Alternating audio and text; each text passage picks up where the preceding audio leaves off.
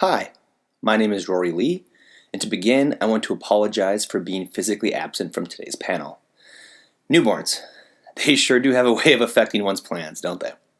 So, given my absence, my hope is that this video functions as a suitable alternative. The content of this presentation, titled The Teaching of Digital Rhetoric and the Cultivation of an Emerging Subfield, draws from a larger collaborative project titled Ways of Knowing and Doing in Digital Rhetoric. Initial findings from this project were recently published in a special issue of Cultivation devoted to the Indiana Digital Rhetoric Symposium. We frame these initial findings as both a primer and a teaser for the larger project, and today I'll be offering a more detailed account of our findings, particularly as it pertains to the data we gathered regarding the teaching of digital rhetoric. Going forward, I'll provide some additional context for our ongoing project. In doing so, I'll also speak briefly to the methods we employed to collect our data. Then, for the majority of this presentation, I'll share some findings stemming from the data that emerge from the questions geared toward the teaching of digital rhetoric. Here, I'll focus on the goals and outcomes, the scholars and texts, the assignments, and the assessments. Finally, to conclude, I'll offer some additional words about each of those four pedagogical areas. When I joined Ball State University in the fall of 2014, I assumed the scholarly identity of someone who specializes in digital rhetoric.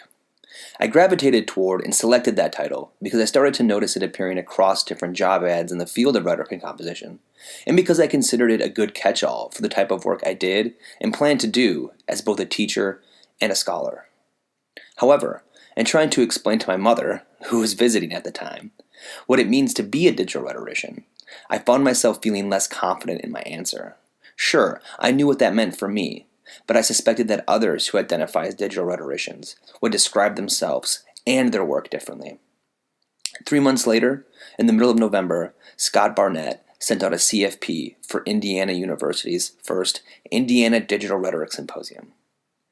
Given the symposium's close proximity to Ball State, as well as its emphasis on digital rhetoric, I felt compelled to attend. Consequently, I started talking with two of my colleagues, Stephen McElroy from Florida State University and Matt Davis from the University of Massachusetts, Boston, about the prospect of submitting a collaborative panel. However, during our conversations, I ended up suggesting that, rather than present at the symposium, we see it as an opportunity to gather answers to a question that gave me pause a few months ago. That is, what does it mean to be a digital rhetorician? Or put another way, what are the best practices of those who do work in digital rhetoric? We decided that the symposium offered a particularly salient and kairotic moment in which to ask this question, given not only those who would be in attendance, but also the conversations that would be occurring on site between attendees. Thus, we went about designing a project wherein we would interview attendees at the symposium about their practices as digital rhetoricians. In particular, we devised 10 interview questions that inquired into the way scholars in digital rhetoric define, teach, theorize, assess, support, experience, and engage in digital rhetoric, and how these practices, and ways of thinking, knowing, and doing, are similar to, yet different from, work in digital humanities and rhetoric and composition more broadly. Of the 10 questions we asked, the 4 that focus on pedagogy in particular were numbers 3 through 6, which were stated as follows. What are the outcomes for teaching with/in digital rhetoric, and how do you achieve those outcomes? If you had to pick, say, one reading, book, essay, or scholar to assign your students in digital rhetoric, what would it be and why? What is your favorite assignment in digital rhetoric, and why? And how, if at all, do you assess digital rhetoric in the classroom? During the symposium, which was held from April 9th to the 11th in 2015, we interviewed 24 different scholars in digital rhetoric and video recorded their responses to our 10 interview questions. In what follows, I'll share data from the answers given to the 4 questions that address pedagogy. I'll start with goals and outcomes, and then I'll move to scholars and texts, assignments, and then conclude with assessments. In sifting through the data regarding the outcomes for teaching with/in digital rhetoric, we ultimately viewed the responses as a collective effort to help students better understand and practice digital literacies. That is, to teach ways of knowing and doing with and through digital technologies. In particular, we identified 3 primary goals and outcomes, 2 of which have related sub-goals. However, before detailing the goals and outcomes, I want to note from the onset that quite a few interviewees, Brown, Brooke, Lee, Reeder, Warfel, and Yancey in particular, mentioned that one should consider the contextual constraints in designing digital rhetoric-related outcomes. Phrased as a set of questions, what is the course level?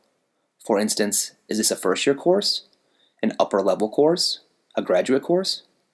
With that, how does the course function within a particular program? Say, a first-year composition program, a major or a minor, or a graduate program? In addition, what can feasibly be accomplished in a given semester? The point here is that one's goals and outcomes should always be sensitive to the local context of the course.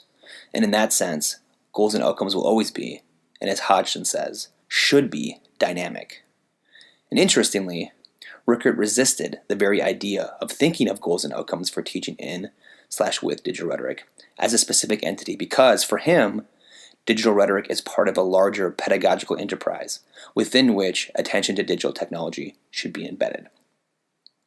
That said, the first major outcome for teaching in/with digital rhetoric is to develop a conceptual understanding of the digital. For this outcome, students are asked to define the digital, to understand what it is, and to consider its possibilities. The second outcome was to engage intentionally with technology. And here, that engagement took various forms. For instance, some, like Aguayu, McElroy, and Yancey, wanted students to use technology in a more experimental or exploratory way, or as Yancey said, to engage in some, quote, serious play. Others, such as Aguayu, Erla, Davis, Iman, Holmes, Lee, Rice, and Yancey, wanted students to apply and understand better rhetorical concepts through the use of technology. Or said differently, these interviewees stressed the importance of praxis. And here, one rhetorical concept that received a lot of attention was audience. However, the most common way in which the interviewees wanted students to engage with technology was in order to create digital and multimodal texts. And when it came to student-created texts, certain elements were emphasized. For instance, Holmes and Lee underscored the importance of circulation, Losch mentioned the role of identity, and Reeder stressed the importance of argumentation. The third and final outcome was to have students think critically, reflectively, and rhetorically about the use of technology. And similar to the prior outcome, some specifics were offered here as well. For instance, Beck and Iman spoke about the role of surveillance and ethics. Boyle was attentive to the influence of networks. Brock and Davis wanted students to consider a technology's or a platform's affordances and constraints. Brown mentioned the importance of selecting a medium, while Erla went a step further by focusing on the modes a medium makes available for meaning-making. Brooke highlighted technology's influence in terms of process and cognition. And lastly, Hodgson, Holmes, and Yancey wanted students to be critically aware of the connections and relationships between old and new media and technology. As this last data point illustrates, and asking students to critically examine and reflect on the use of technology, interviewees didn't always mean digital technologies. In fact, there was a prevailing sense that understanding the history and the intersections of writing technologies was imperative to studying and participating in digital rhetoric. When interviewees attempted to isolate one scholar or text to have students read in a course on digital rhetoric, only 7 were cited more than once. The first of which was Colin Brooks' Lingua Fracta, which was cited for various reasons. Both Boyle and Brown referenced it because it folds classical rhetoric into digital rhetoric, while Brock liked how the book situates new media as a serious object of rhetorical inquiry. The second was Jody Shipka's Toward a Composition Made Whole. And similar to the reasoning behind selecting Brooks' Lingua Fracta, those who referenced Shipka's book did so for multiple reasons. Brown mentioned it because of its emphasis on non-digital texts. Davis valued the way Shipka's framework asked students to develop rhetorical situations and choose mediational means. And Rickert appreciated the book's practicality and pedagogical potential. Next, was the works of Marshall McLuhan. And here, both Hodgson and Rice mentioned how presciently McLuhan was able to anticipate developments and effects of media. In addition to McLuhan, others cited the works of Greg Ulmer, and in particular, his work on electracy. Liz Losh's Virtual Politic was another popular choice, as was Bolter and Grusin's Remediation. The last text to receive sustained attention was Doug Iman's Digital Rhetoric, Theory, Method, and Practice, which is also the most recently published text of this set. In looking across this list, we noticed rather immediately that all 7 instances of overlap involved print books, or a set of print books, which speaks to the power print still has, especially in academic contexts, even when the focus is on another medium entirely, in this case, the digital. In fact, of all the texts that were cited, only 4 were digital. Beck referenced Claire Lauer's What's in a Name, which is published in Kairos. Davis mentioned a handful of online and YouTube videos. McElroy chose Pine Point, an interactive web text. And Van Kooten said she would have students look at digital texts published in the field, say those from Kairos or those from the Computers in Composition digital press. The continued emphasis on print, we would argue, positions the teaching of digital rhetoric as a continuation more so than a rupture, which is to say, to teach digital rhetoric is in many ways to teach rhetoric writ large. When it came to sharing one's favorite assignment, there was even less consensus compared to the trends in assigned scholars and texts, as only 5 types of projects were mentioned more than once. The first of which asks students to map a phenomenon. While Yancey's version of the assignment is rather flexible, Brock and Brooke are both interested in students mapping connections across their research. Another recurring assignment asks students to make a video. In most cases, the types of videos students can create are rather open-ended, though Aguayu wanted students to create a video that responds to a particular director or film.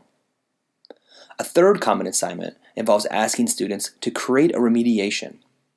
Most often, this assignment requires students to create a text, say in print, and then to reappropriate it within a different medium and/or genre. Along the same vein, others ask students to create a remix using their own materials and/or the materials of others. The final assignment mentioned by more than one interviewee asks students to add to Wikipedia, and here students could create a new article or add to an existing one. Although the overlap across assignments was fairly minimal, there were an abundance of other fascinating projects, which included, but were not limited to, asking students to develop an informational campaign, to analyze online privacy policies, to tag and annotate a set of texts, to create persuasive games, to engage with the community to make something better, to visualize a key concept, to make an argument with Plato, to curate selfies, to create memes, to create a hypertext, or at least work in a hypertext environment, to create a geocache, and to create an electronic portfolio. And looking across all of the assignments, we noticed that only a few were collaborative. For instance, Arola's information campaigns assignment and Hart Davidson's community engagement assignment. And most resulted in students creating digital texts, or at least using digital technologies. Holmes's assignment, wherein he asks students to make an argument with Plato, was the only instance where an interviewee stressed the non-digital nature of the assignment and the texts produced. Finally, when it comes to assessing projects, 4 types of responses were most common. The first form of assessment, and by far the most common, involved having students articulate their process and, more importantly, defend the choices they made during it. And here, the reflective text can go by different names. For instance, Lee calls it a rhetorical rationale. Arola refers to it as a justification statement. Brown uses a learning record, which is an ongoing portfolio wherein students match what they're doing with outcomes for the course. Holmes and Rice are interested in a defensive audience. And Reader asks for a scholar statement that explains how the text engages with and contributes to an ongoing scholarly conversation. Interestingly, Most of these reflective texts that include an articulation and defense of choices are print artifacts, which reveals in some way our continued privileging of the written word, which is fascinating since a lot of work in digital rhetoric involves thinking beyond the written word, especially in terms of how it has been used in print contexts. In addition, and as many note, while the final product that students create is still important, when it comes to assessment, the reflection on and defense of that final product carries more weight, as that is where the learning tends to reside. Another common type of assessment involved designing a rubric. Some mention rubrics in order to state that they avoid them. However, for those who did or might use them, a few specific criteria were offered. Aguayu provided 3 criteria: technical, conceptual, and storytelling, while Losh had 4: conceptual, rhetorical, stylistic, and technical. And rather than use a predetermined set of criteria, a few interviewees said that they asked students to create their own criteria, either individually or as a group. A third type of assessment was a rhetorical analysis, and here interviewees said that they would use traditional rhetorical terms as a means to evaluate the rhetorical effectiveness of the work given the rhetorical situation in which it was operating. Moreover, the use of classical rhetorical terms was also a common feature for those asking students to create reflective texts that provide an overview of process and a defense of choices. Or put another way, across these assessments, we see teachers relying on their training in classical rhetoric and their experience evaluating alphabetic texts as a means to approach and understand how to evaluate digital texts. Lastly, the work of Cheryl Ball was mentioned multiple times, as many found her work to be rather generative. Now, to close, I'll share some final thoughts about each of the 4 aforementioned pedagogical areas. First, prior to conducting our interviews at the symposium, we decided to title our project Ways of Knowing and Doing in Digital Rhetoric. And after sifting through and coding the data pertaining to pedagogical goals and outcomes, that title seems even more apropos. Those doing work in digital rhetoric want their students to know and understand certain things, but perhaps more importantly, they want them to do certain things, namely, use digital technologies to create digital texts and to do so with the knowledge they gain from the course. Said another way, there is a strong connection between theory and practice, and thus a strong focus on praxis. Second, it's also worth noting that most interviewees were unable to limit themselves to just one scholar and/or text. And the fact that so many interviewees felt compelled to list more than one highlights the robust set of resources we can draw on in teaching in/with digital rhetoric. And interestingly, a substantial number of the works that were referenced come from outside the larger field of rhetoric and composition, which speaks to not only the interdisciplinary nature of rhetoric and composition, but also the nascency of digital rhetoric as a subfield within RheComp. In addition, and as was evident during the slide on assignments, students are asked to produce a myriad of different texts, which speaks to the potential of new digital technologies to create diverse texts, as well as develop new genres, remediate old ones, and expand upon existing ones.